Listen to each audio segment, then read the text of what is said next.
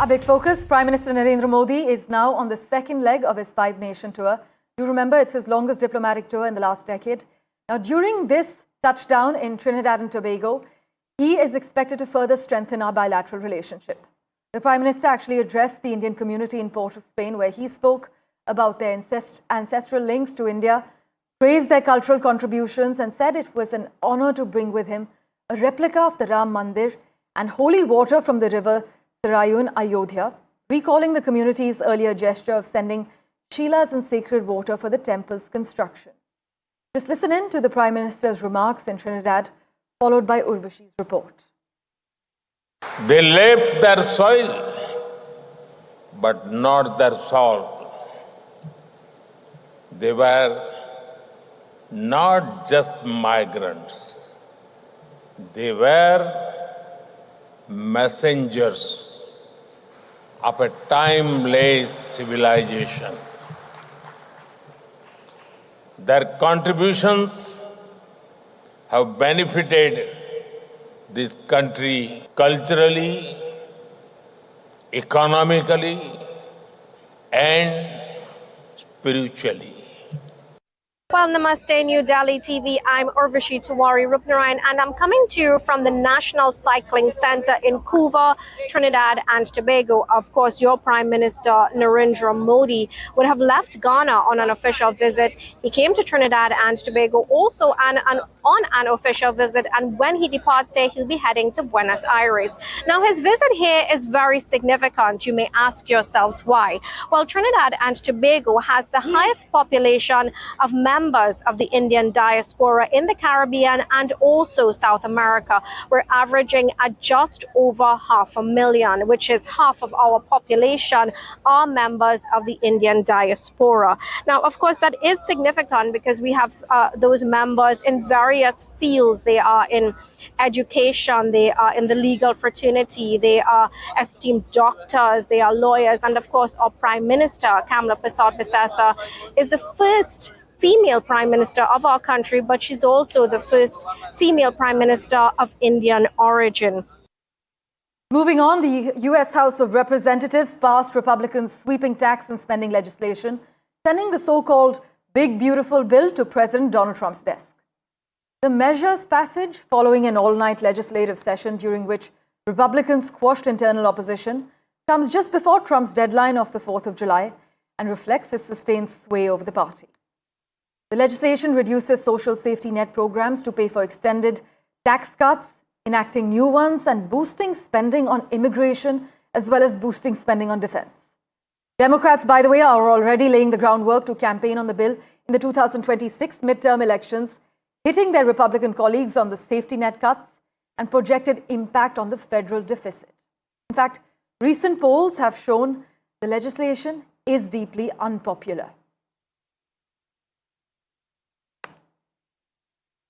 Moving on to the other crucial headline we're tracking, trade talks between India and the United States are heating up in Washington, with both sides pushing towards a potential interim agreement likely to be unveiled, hopefully in a few hours.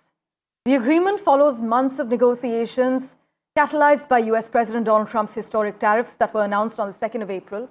But at the heart of the negotiations are tariff reductions and reciprocal market access. Indian officials have made it clear that without broader tariff cuts, particularly on high employment sectors like textiles, footwear, and leather, the ambition of doubling trade volume will remain out of reach. In fact, the advisor to the US-India Strategic Partnership Forum, Mark Linscott, has said he's confident an interim trade deal between India and the US is imminent since both sides have reached the necessary compromises. Natasha Esrani has been tracking the insider details for us. She joins us live at the moment. Natasha, how soon can we realistically expect a deal between India and the US? And are we still optimistic about a surprise on the 4th of July? Well, there was so much attention, as you covered earlier in the program, on the big, beautiful bill in US Congress, and that's going to be signed July 4th. I'm not sure that will be accompanied by the Indo-US trade deal as well. But yes, there's a good chance that the deal will be ironed out before that July 9th deadline. So somewhere between July 4th and July 9th is my guess. But there is increasingly a lot of positive noises that we're hearing from both the American side and the Indian side, but with necessary compromises, as you mentioned earlier. While India is seeking greater market access to its labor-intensive goods, the US wants more duty concessions on its agricultural products and its dairy products. And time again, we hear that's where the challenges have stayed, because India is very wary about allowing these big American farming companies to come in to compete with farmers in India who traditionally have small holdings and a lesser number of cattle. They won't be able to compete. And the Indian government is trying to protect them. In fact, historically, dairy and agriculture is kept out of trade deals, even with other countries like Australia and the UK. So that's been the sticking point. But apparently, there have been some progress on that front, and there's a chance that India might allow apples and nuts in, but still draw those red lines on products like wheat. Natasha, as always, thank you so much for breaking down the details for us. Well, what happens when the world's biggest superpower tries to rewrite what India grows, eats, and fuels its economy with? Well, behind closed doors, a mega trade deal between India and the United States is taking shape. But at the heart of it is a sharp tug of war over corn, soybean, ethanol, and dairy. This isn't just about tariffs or trade routes. It's about India's farmers, our food safety, and also our fuel independence. Let me just break down what's really going on. Let's start with corn. The US produces almost 9 times more corn than India, and almost all of it is genetically modified. India doesn't grow GM corn, and we don't allow it except under tight quotas and only with steep tariffs. So where's the twist then? Well, nearly half of India's ethanol, the stuff that blends into your petrol, now comes from corn. The US says, let us export GM corn just for ethanol production. It won't enter your food chain, which sounds fairly clean, right? But not quite. Indian sugar mills already losing ground fear that this move could crush domestic sugarcane demand. And politically, it's a landmine, especially with Bihar, India's third biggest corn producer, heading into elections. Next, let's move on to ethanol itself. The US is the world's largest ethanol exporter, and it wants India to open up fuel ethanol imports. But India says no for good reason. Fuel-grade ethanol in India is more than green energy. It's actually a strategic tool to reduce oil imports and give our farmers a market for sugarcane and grains. Letting cheap American ethanol in, well, that undermines the whole point. Then comes soybean. Well, India allows GM soy oil, but not GM beans or the soy protein cake used for livestock feed. Why? Because the GM protein is in the bean, not the oil. And that's where the safety and environmental concerns lie. The US wants to change this. But soybean is grown on over 13 million hectares in states like Madhya Pradesh, Maharashtra, and Rajasthan. And prices, well, they're already crashing. More imports now, that's political suicide. And finally, dairy. This one's actually non-negotiable. India's tariffs on milk powder and butter are already sky high, up to 60%. And there's a cultural red line too. Imported dairy must come from cows, not fed animal byproducts. The US says it's unscientific, India says it's non-negotiable and deeply cultural as well. Still, some experts believe the US may use dairy as a bargaining chip to push through access on corn and ethanol. But the bottom line, this deal isn't just about goods crossing borders. It's about who controls the future of Indian agriculture, who controls the future of Indian food systems and our fuel supply. And for now, India is holding firm. The other big story we're tracking, Russian President Vladimir Putin told US President Donald Trump that he won't back down from his goals in Ukraine, a day after Washington said it halted some weapons shipments to Kyiv. The leader's hour-long call comes as Moscow has intensified its attacks on Ukraine, pounding cities with drone and missile strikes. Ukraine actually worries that those attacks could become more lethal after the Trump administration abruptly stopped the delivery of air defense interceptors and other weapons. That decision signals diminishing American commitment towards Kyiv and will mean more death and a longer war, is what experts are arguing as we speak. But Ukraine's Volodymyr Zelensky is likely to lobby for more support in a call with Trump today, as in Friday. We had a call. It was a pretty long call. We talked about a lot of things, including Iran. And we also talked about, as you know, the war with Ukraine. And I'm not happy about that. I'm not happy about that. Progress with him on a deal with Ukraine? Do you feel like you made any progress? No, I didn't make any progress with him today at all. My colleague Vishal Vivek has been tracking all the finer developments for us. He joins us live at the moment. Vishal, take us through the key takeaways from this hour-long call, and we're given to understand that Zelensky is likely to dial Trump today as well? That is exactly right, and the biggest takeaway is that the stalemate continues. The Russia-Ukraine war that has been continuing for more than 3 years now has killed thousands of people, probably more than 2 lakh people according to various estimates, is most likely continuing, and there's no end in sight. The peace talks that had been started by the US, that also seem to have been stalled, because in the last few days Russia clearly said that it is nowhere nowhere close to having any kind of peace talks and nowhere close to having any kind of deal with Ukraine. At the same time, US blames Russia for stalling the talks. Russia doesn't accept that blame. So this deadlock continues, and there's no end in sight to the conflict. As you mentioned, there's also this angle of US halting some of the weapons shipment to Ukraine. That will also play an angle. Whether Ukraine can sustain the attacks that Russia has been conducting in the recent past. So all of that will come into the picture, but the deadlock continues, and the war is far from ending. Charles, as always, thanks so much for joining us with the latest information coming in. Meanwhile, White House envoy Steve Witkoff is planning to meet the Iranian Foreign Minister Abbas Araghchi in Oslo next week to restart nuclear talks. This is what reports state. Now, I'll tell you why this is so significant. The reports state that a final date hasn't been set, but neither country has publicly confirmed this meeting. But if it happens, it would mark the first direct talks since US President Donald Trump ordered an unprecedented military strike on Iran's nuclear facilities last month. By the way, the United States imposed sanctions against a business network that smuggles Iranian oil disguised as Iraqi oil, as well as sanctions targeting a Hezbollah-controlled financial institution. The network of companies run by Iraqi businessman Salim Ahmed Saeed has been buying and shipping billions of dollars worth of Iranian oil disguised as or blended with Iraqi oil since at least 2020. This is what the US Department has said in its latest statement. With that, let's turn our attention to our neighborhood. Foreign Affairs Advisor to Bangladesh's interim government, Mohammad Tawheed Hussain, has indicated that the country's interim government is actively pursuing the extradition of former Prime Minister Sheikh Hasina from India a year after her ousting from the country. Meanwhile, Bangladesh parties are discussing a caretaker election government. Saurabh Gupta has the insider details. Well, Bangladesh is discussing major reforms and constitutional reforms as it prepares for elections, and currently there's an interim government in place.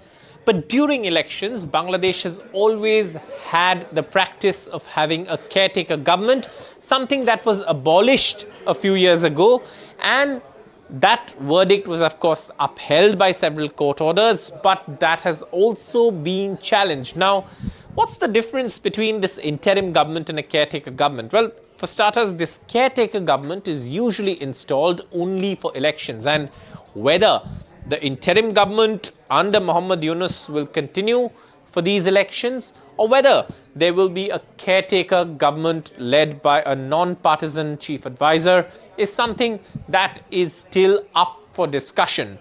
As of now, it seems Muhammad Yunus will see Bangladesh through these elections, and then, of course, major reforms, etc., can all take place simultaneously.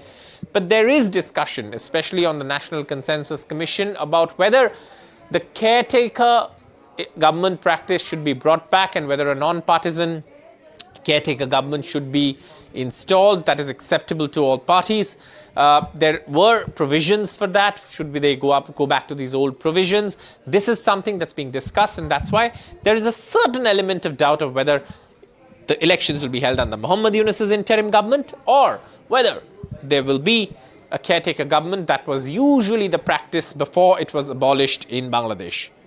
Meanwhile, let's talk about the European travel nightmare. French air traffic controllers launched a 2-day strike on Thursday as Europe braces for another summer defined by air travel nightmares. Hundreds of flights stand cancelled or delayed as we speak affecting nearly 3 lakh passengers. Also reflecting the fragility of the continent's aviation network amid high demand and an understaffed air traffic control system. A pilot union leader actually told the media that every summer since COVID, it's been the worst summer until now. Airlines are increasingly irked. Ryanair, for example, launched a ranking of European countries that cause the most extra travel time. The US has faced similar woes, with officials capping the number of flights at the Newark airport after air traffic control shortages. Construction and tech outages caused severe disruptions at the New York City area hub earlier this year. Slipping into a quick break, back in a moment with the latest updates. Don't go anywhere.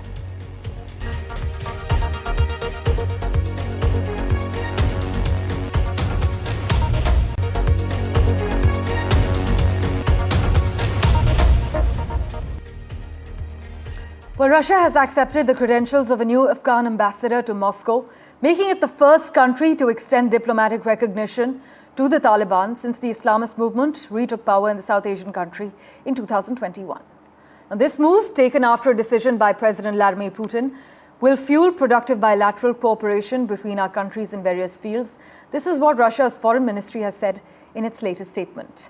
It also posted a picture of a deputy foreign minister, Andrei Rudenko, meeting newly appointed Afghan ambassador Gul Hassan earlier on Thursday, and the Taliban diplomats later raised the group's flag, the Muslim Declaration of Faith in black script on a white background, at the Afghan embassy. Switching tracks, Nvidia hit a market value of $3.92 trillion. That's trillion with a T, believe it or not, briefly putting it on track to become the most valuable company in history as Wall Street doubled down on optimism about artificial intelligence. The demand for AI chips has driven Nvidia's market value surge, and believe it or not, the valuation exceeds the total of Canadian and Mexican stock markets. Meanwhile, Arijit Singh, with 150 million Spotify followers, beats Taylor Swift, beats BTS to become the most followed artist globally. Spotify has crowned legendary Indian musician Arijit Singh as the most followed artist in the world, beating global stars like Taylor Swift, Billie Eilish, also beating BTS, The Weeknd and more. This marks the third time Arijit has topped the chart, and he's already a household name and widely regarded as one of India's greatest voices. He holds multiple hats, as you know. He holds the hat of a composer, singer, producer, and also a national award winner. He's now beaten some of the biggest Western names, including Ed Sheeran, Billie Eilish, and The Weeknd. Back in August, by the way, in 2023, he briefly surpassed Taylor Swift before slipping down. Switching tracks, Vijay Kumar is arguably one of the world's most celebrated chefs. His restaurant Sema, set in the heart of Manhattan, has won a Michelin and become the first Indian restaurant to top the New York Times 100 Best Restaurants list. Most recently, though, he won the prestigious James Beard Award. Sam Daniel caught up with him. Here's a snippet for you.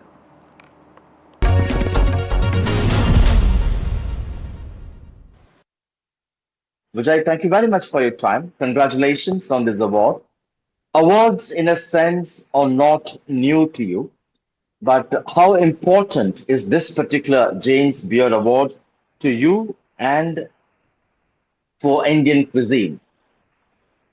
Well, first of all, thank you so much. And thank you so much for having me here. Thanks a lot. And well, award. This is, I mean, any award is like blessing, right? I mean, this is any award is recognition, validation, and having James Beard Award is something very special. And definitely it's one of those prestigious award which they've been doing it for for many years. And this award is for it's not just for me. It's just for the chef who's been trying to do the Indian cuisine, and it's a responsibility. It's not just a validation recognition. I think it's a responsibility. Right. Yeah. And the thing is, sorry, one more thing I was going to say, like James Beard Award again, like why it's special, because there has been many years and Indian I mean, it's kind of historic. I mean, if you think about it, this is probably the time they started looking into Indian cuisine, they're rewarding Indian cuisine, they're recognizing Indian cuisine too. So I think it's a kind of historic moment, and it's definitely a blessing, and it's a lot of responsibility. You come from a village in Tamil Nadu in Dindukal district, and in your acceptance speech, you fondly remembered your grandmother and your mother. Tell us about their role in shaping you as an international chef. Well, definitely they play a lot of role. And, if you think about India, the whole India, every single household, the mothers and grandmothers, they are the one who, cook our meal, who for their whole life. And sometimes we take things for granted. We don't even appreciate how much effort they put in to make a meal. They bring joy to a table. And it was just so fascinating to see them, how much, a heart and soul they put into make a food with the limited resources. And finally, make way for the auto rickshaw bag, LV's boldest tribute to India yet. Following Prada's buzzworthy Kolhapuri sandals, Louis Vuitton is now grabbing attention with a one-of-a-kind handbag. This collection is making waves in the fashion world, with India stealing the spotlight this season. Here's a report that shows you why. You must be wondering, where am I headed looking all dolled up with my LV bag? Well, it seems these days that the West is obsessed with our day-to-day things. From Kolhapuris to eating with our hands, and now an auto rickshaw. Chaliye bhaiya.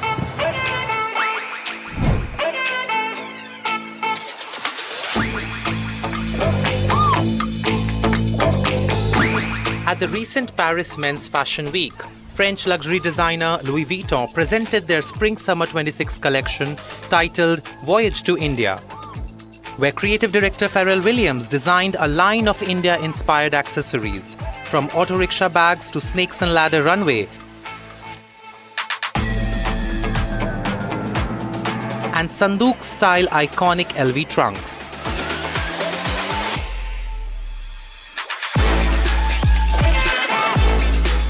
The inspiration was Wes Anderson's 2007 film The Darjeeling Limited, for which designer Marc Jacobs and Louis Vuitton designed the costumes. The models walked on a giant hand-painted snakes and ladder runway by artist Vijay Jain of Studio Mumbai to soundtrack by A.R. Rahman. Auto rickshaws have been around since the 1940s, but it has taken the Europeans almost 70 years to understand the charm of this easy breezy mode of public transportation. These accessories immediately gained attraction on the internet, and LV was appreciated for not just getting inspired, but also crediting the Indian culture and artisans unlike its competitor Prada. भैया आपको क्या लगता है इस bag का price कितना होगा? 500 का होगा भैया. 500 रुपए. Okay. Now I'm not sure what's the price of these Louis Vuitton bags, but getting to my destination will be definitely cheaper than that. चलिए भैया.